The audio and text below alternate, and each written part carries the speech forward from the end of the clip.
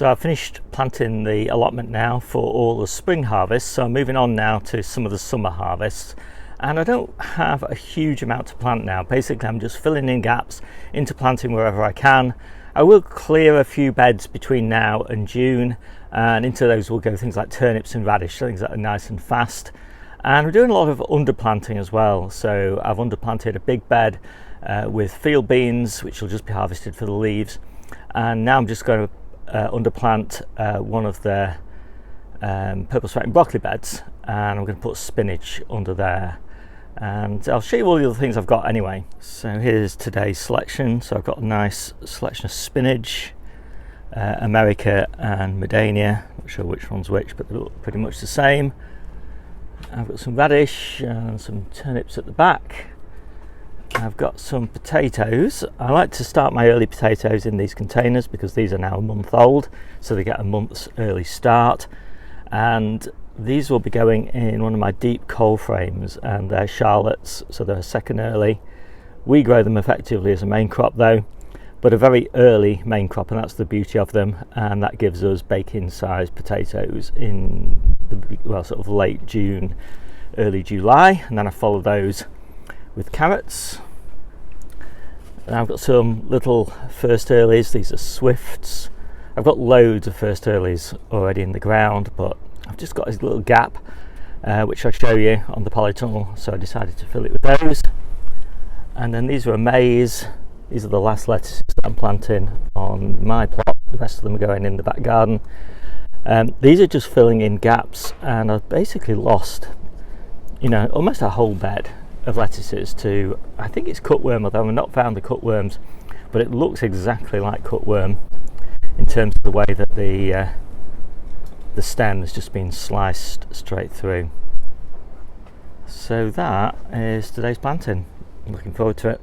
So there's where I squeezed in the potatoes. I had one container left over, so I'll pop that in here just by way of comparison.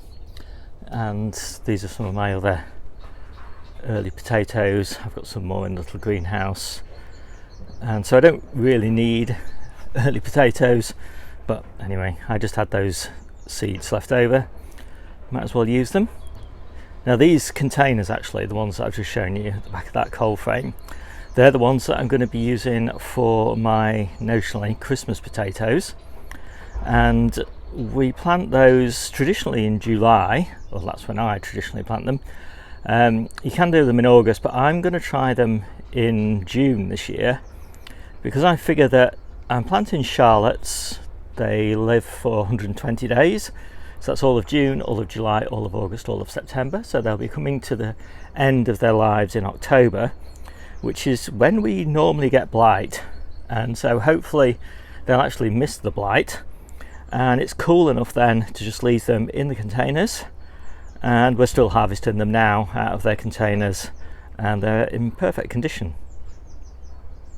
So unlike those early potatoes that'll just fend for themselves, these are the ones I'm doing for early baking potatoes.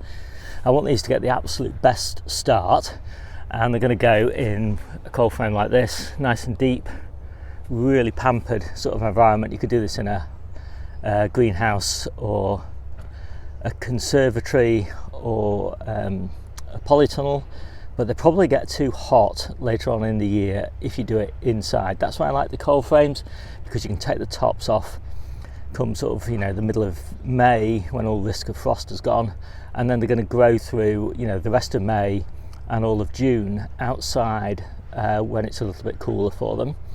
So that's my theory. Worked fantastically last year. I got an amazing crop of baking potatoes just at the end of June. I'm trying actually to do them a little bit earlier, and if you want the details of that, just look in my little ebook. Everything about growing potatoes is covered in there, well, in terms of the way I grow potatoes.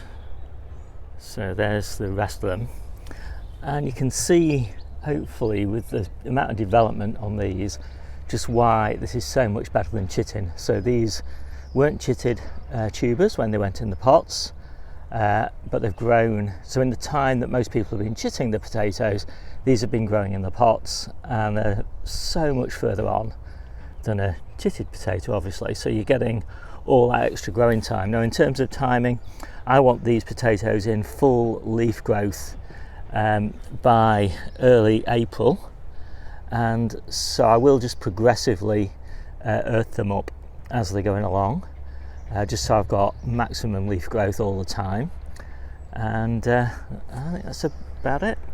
So I just popped some old potato compost on top of those, some from those tubs from last year, and they're ready to be closed up now. I won't keep this lid fully closed at all unless there's a risk of frost, which there isn't for the next 3 or 4 days. And then I won't just trust this lid, I will also put fleece down, and the second batch of potatoes will be going in here when I harvest this lettuce in a week's time. So I managed to squeeze those radish in underneath the calabrese, although I don't think the calabrese is going to last very long because it's already starting to form heads and the plants aren't really very big, so I'm guessing I'm going to get tiny little heads off these. But they were spare plants and I had a spare bed, so it's not so bad. And actually calabrese leaves are really gorgeous, so we'll no doubt start harvesting these calabrese leaves, and if we end up pulling the calabrese out, then we'll just fill the gaps between these radishes with more radishes and turnips, and we won't lose out. In the meantime though, these little beetroot in the bed next door are looking absolutely gorgeous.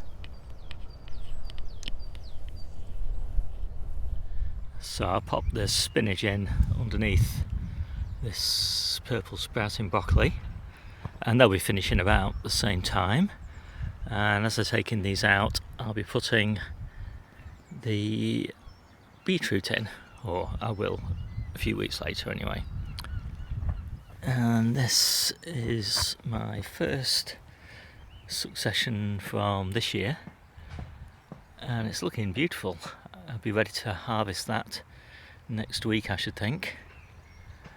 And I'm running slightly early on my spinach because the stuff that's in these beds, which is overwintered, is still looking great, and so my new successions are kind of coming before my old ones are finished, so we're going to have an abundance of spinach.